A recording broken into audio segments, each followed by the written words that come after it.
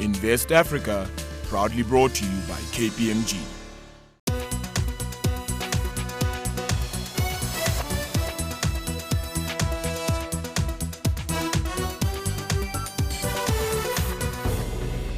Hello and welcome to Invest Africa. I'm Nozi Pombanjwas. Now, Africa's place in the international trading system has often been simplified to a simple statistics: less than 2% of international trade. Now, the World Trade Organization's 10th Ministerial Conference, held in Nairobi in December of last year, convened with the intent to lower trade costs, to generate more trade, and of course to generate more investment globally. In today's show, we will be revisiting Africa's progress in international trade, and we're going to be doing that with the help of my guest. We will be joined from Nigeria by Temitope Oshikoya, and he's the CEO of Nextnomics, and he'll be joining us from our Lagos studios. Back here in Johannesburg, we're going to be joined by Dr. Philani Mthembu. He's a senior researcher at the Institute for Global Dialogue, and of course, Catherine Grant Makokera. She's an independent researcher with Tutwa Consulting. Now, before we get into the conversation, I started off this conversation by speaking to Lambert Botha. He's a director at Hilton Lambert Practitioners of Trade Law, to unpack the legal frameworks of international trade, and particularly for him to share with us what the outcomes of this meeting that was held in Nairobi were and what these meant for Africa.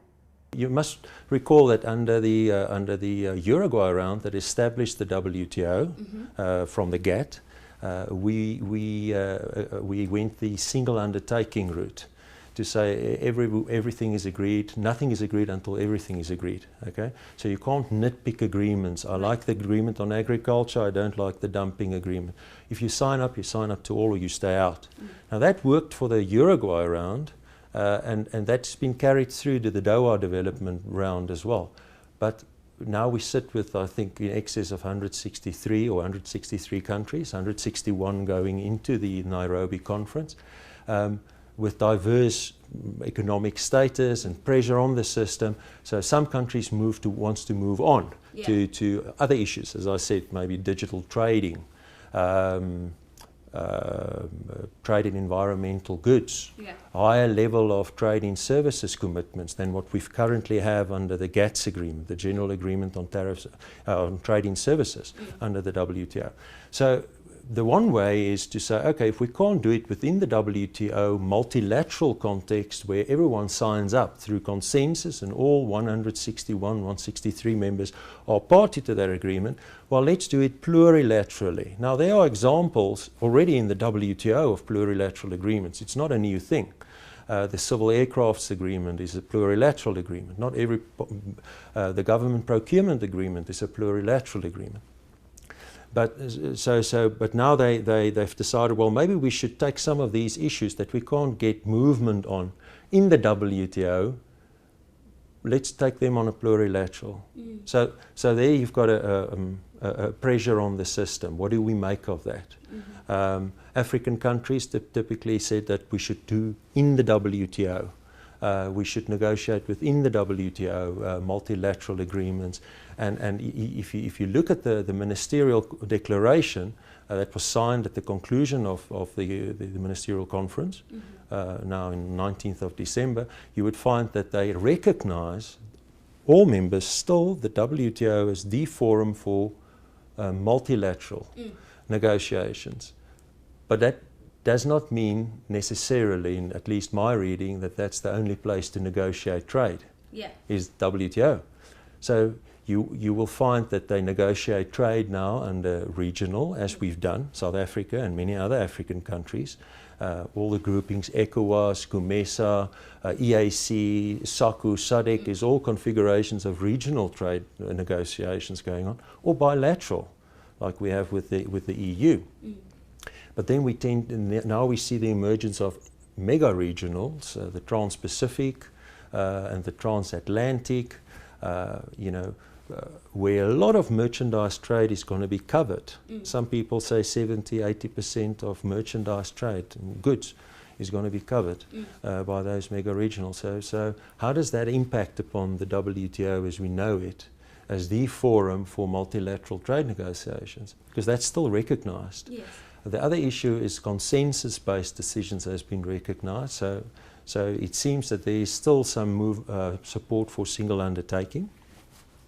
But for the African group, maybe if I just move on to what happened, there were basically 6 ministerial decisions, and you know, there was a great movement on the abolishment of agricultural export subsidies, which is a distortive subsidy, distorting the world price on agricultural commodities. So that's great movement, immediate abolishment, and for developing countries, you know, some leeway, and for least developed countries and net food importing countries, even a bit longer time to abolish export subsidies. But so on export subsidies was a thing that was coming on from at least 2005, the Hong Kong Ministerial. So that's great. I think that's everyone is glad that has come to as a firm commitment. And then there was on public stockholding of food for staple food.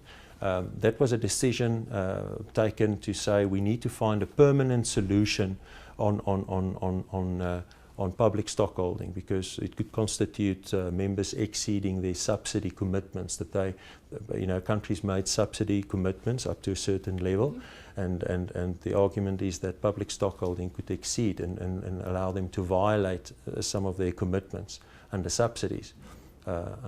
And so the decision was taken, well, by 2017 we need to find, when the next ministerial meeting is coming up, we need to work towards a permanent solution. And perhaps just as a final comment, if you could give us a sense of how should Africa benefit from international trade? Because if we look at the numbers, it certainly seems that we are there in representation, we are there in terms of signing the treaties, but are we benefiting from international trade? Yeah, I think you know, the issue is, we're there when the signing takes place, or we're there when the rules are formulated.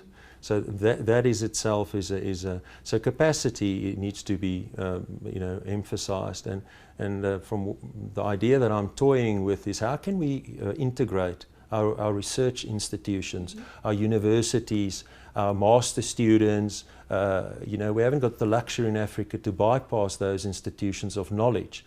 Maybe a country needs to establish what they want from the trade agenda. Maybe speak to the universities to create capacity in their curriculum, in the theses, topics for thesis. I'm very practical now, how to build capacity and an awareness, because today's students are tomorrow's negotiators, right? So to be au fait with those trade topics. Secondly, I would say that we need to look at the level of organization within business, so that you've got platforms within business, organized chemical industry, or organized with a representative body, which is not always present. We take it for granted sometimes, but it's not, to create platforms for government to speak and business to speak with one voice.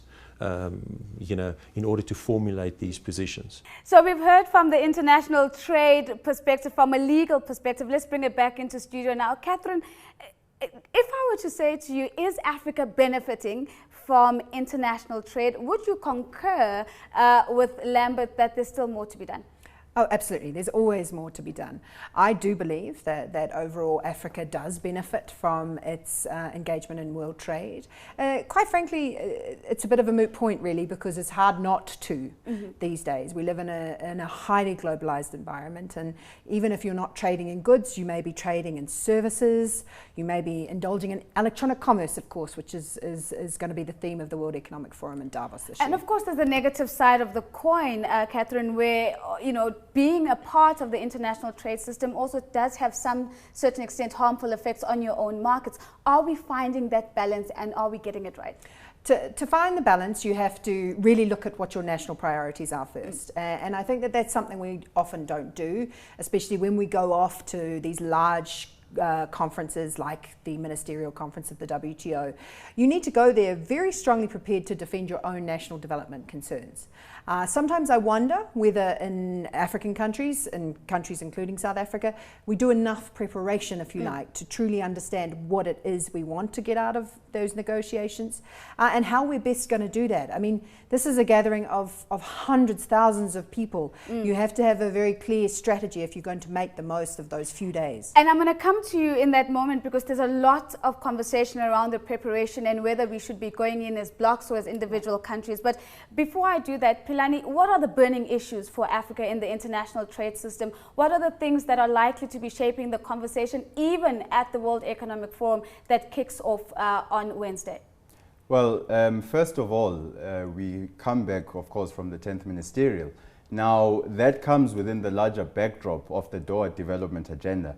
The issues that remain burning issues are issues that have been consistently raised by developing countries within the realm of the Doha Development Agenda. And those you can link also with the Sustainable Development Goals. African countries are trying to industrialize at the moment. There's a misconception that Africa is not well integrated into the global economy. We are integrated. It's just the way in which we integrated.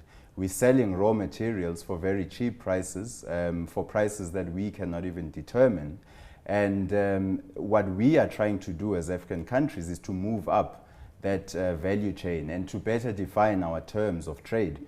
And that's really where the challenge comes. Whether African countries can really make that transition from, exporting purely their raw materials to actually developing industries within the different regional blocks, but also within individual countries. And that will determine, I think, moving forward, our terms of trade. Is the WTO still the best mechanism and the Doha development conversation still the best mechanisms to do exactly what Philani says, to try and move up the value chain? Or should we be looking at other architects and other frameworks to have these conversations?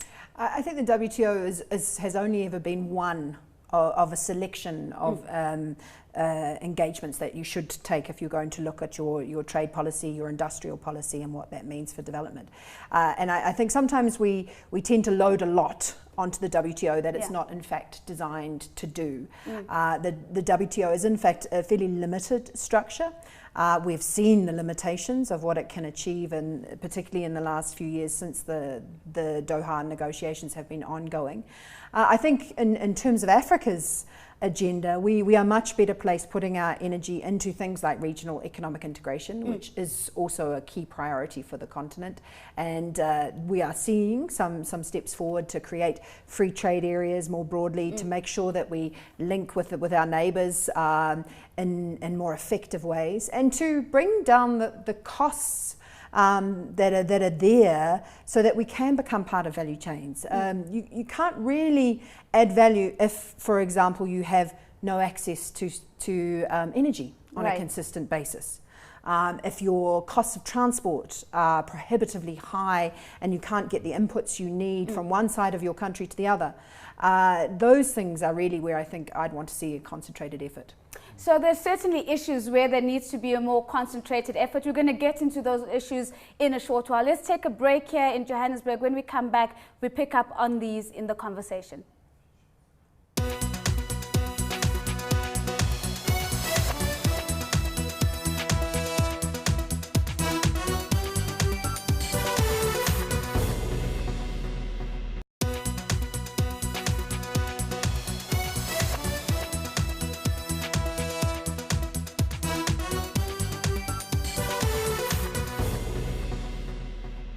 Welcome back to Invest Africa. As promised, we're now joined by Temitope Oshikoya. He is the CEO of Nextnomics, and he joins us from our studios in Nigeria. And he joins us, of course, with our Johannesburg guests as well. Temitope, thank you for making time to be a part of this conversation.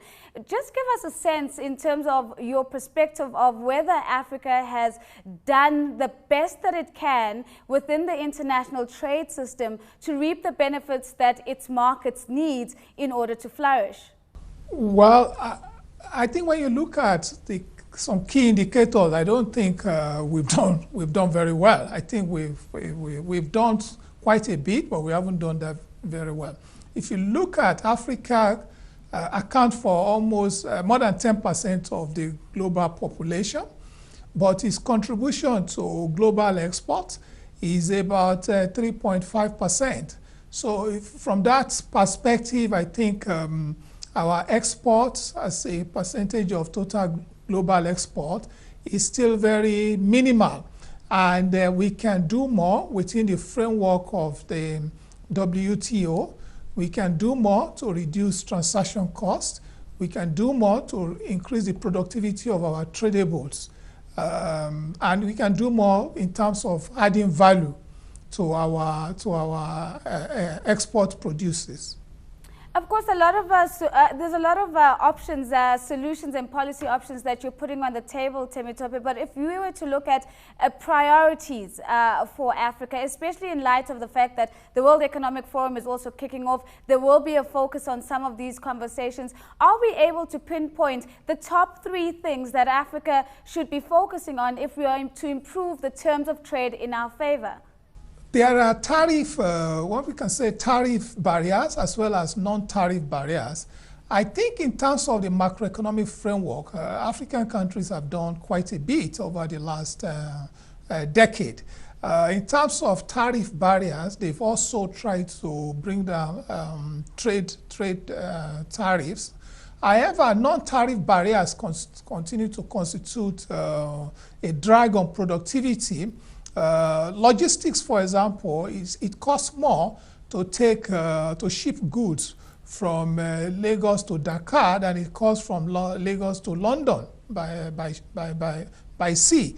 So when you also look at it, 15 out of 54 African countries are landlocked countries, and therefore the infrastructure cost of moving goods from their interland, so the nearest port, is also very high. So I think that interconnect activity in terms of infrastructure, in terms of railway, in terms of road across African countries is extremely very important.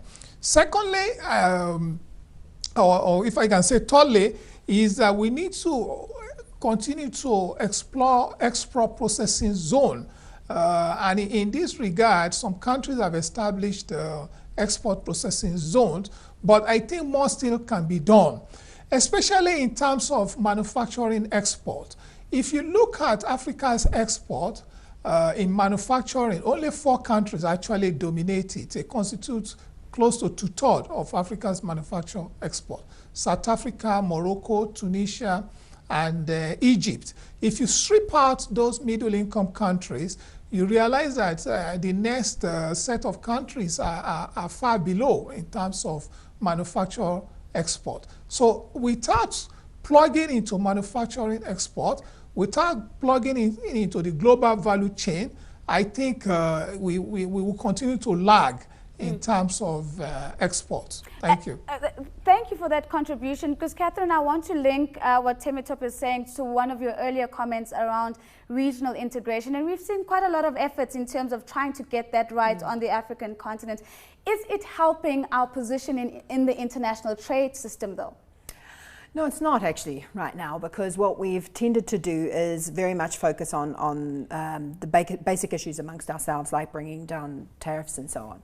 But when it comes to forming a cohesive common trade policy that you would need to engage as a group, that's where we tend to have challenges, because that requires giving up some of your sovereignty over your decision-making processes.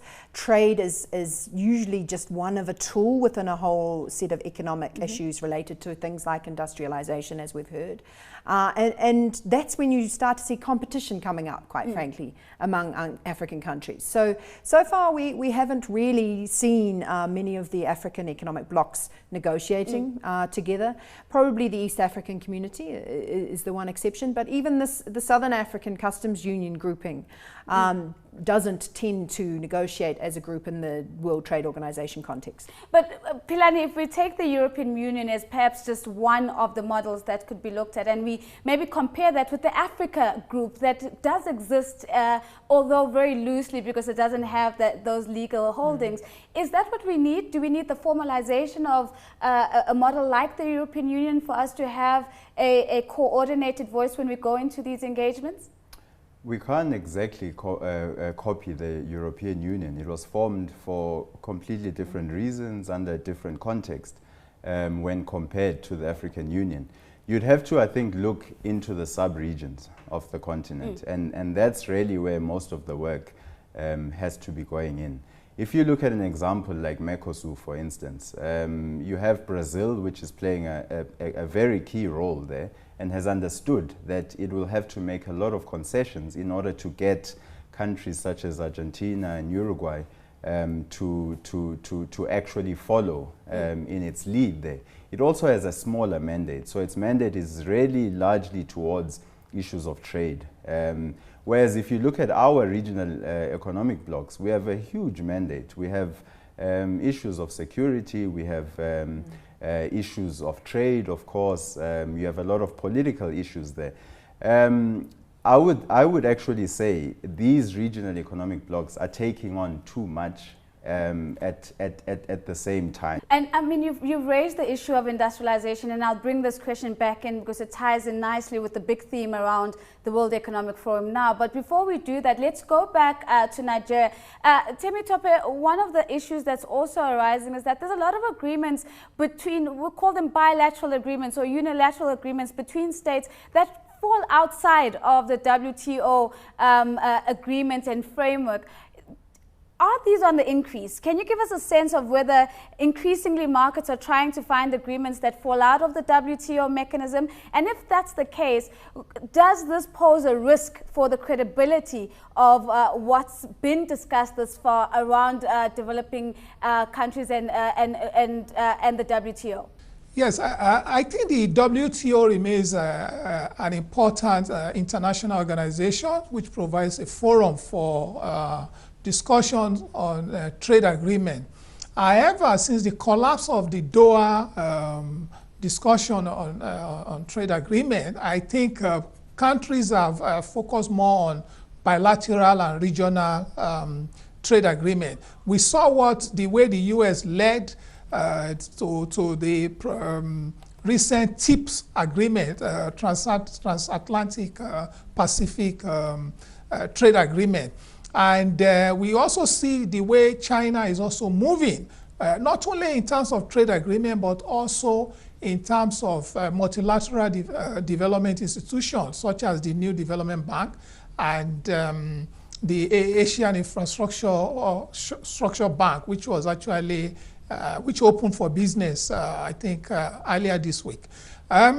So there is more and more bilateral and regional trade agreement. But even the one that exists, currently exists, like AGOA, I think African countries can make better use of those bilateral and regional trade agreements by even trying to produce, to meet the standards for those agreements. I agree with the earlier commentator in terms of the regional blocks within Africa. To some extent, there needs to be some kind of priorities. And one of the things you realize is that they've been able to do well when it comes to functional achievement in the sense of, for example, labor mobility. In West Africa, for example, you have a unique passport among ECOWAS citizens. And another area which they've done very well, which goes beyond trade, is in terms of health issues. How, for example, Ebola was essentially dealt with in a regional basis. But overall, I think the key issue for African countries is first, most of them seems to produce the same thing or similar product. And secondly, the productivity involved in producing those similar products are quite low compared to in developed countries. So they need to raise their own productivity. Yes. Your analysis and insight is fantastic, and unfortunately we're running out of time, so I just want to get final comments from Johannesburg before we wrap. Catherine, I'd like you to just comment on the industrialization conversation. The big focus is on the fourth industrialization revolution in the world at the World Economic Forum. How does Africa take this forward? And of course, Dr. Philani, if you could just come up with, what do you think South Africa's role in advancing Africa's participation in international trade could possibly be? Let's start with you, Catherine. Thanks. I mean, I agree. Industrialization is critical. A trade agreement is only as useful if you're actually making things competitively, as our guest in Nigeria was saying. What's interesting about the WEF theme around the fourth industrialization agenda is that really I feel that Africa's narrative is still stuck a few back. We tend to think about industrialization in terms of manufacturing, yes, whereas what we're talking about now at a global level is industrialization about services, about the electronic commerce space. Yes. We need to get there. We need to get with the program. You've got 10 seconds, Philani. South Africa has, I think, the capacity to assist other countries in terms of understanding the increasingly complex global trading landscape. And I think in the immediate term where South Africa can assist is in terms of coordinating our positions. And in order to do that, South Africa has to know that it has to give up something also in order for other countries to follow behind its leadership. And it seems as if the key word that keeps coming up is giving up something, sacrificing for the collective. And of course, this is where we end our conversation. We've just scratched the surface, but nonetheless, a very big thank you to my guest, Temitope Oshikoya, CEO of Nextnomics, who joined us from Nigeria, Dr. Philani Mthembu, Senior Researcher at the Institute for Global Dialogue, and of course, Catherine Grant Makokera, Independent Researcher with Tutwa Consulting. Thank you for joining me. And of course, we started off the conversation by speaking to Lambert Botha. He's a director at Hilton Lambert Practitioners of Trade Law. Thank you so much for joining us. For you at home, if you want to be a part of these conversations, just let us know. This is at CNBC Africa, and of course, following me at The Real Nosy. Until next time, it's goodbye.